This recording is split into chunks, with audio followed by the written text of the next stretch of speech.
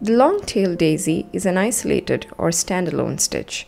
It is worked pretty much like the lazy daisy, but with a longer tail.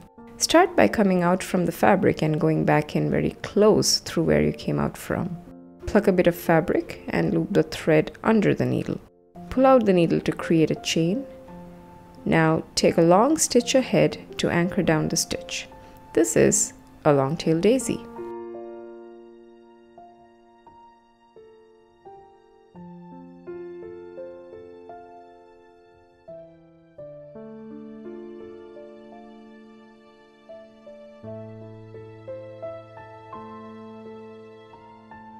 Since it is an isolated stitch, it can be placed in various patterns.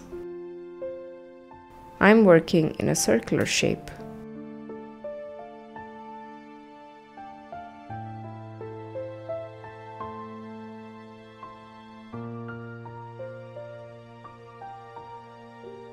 This stitch is absolutely gorgeous to use on botanical shapes.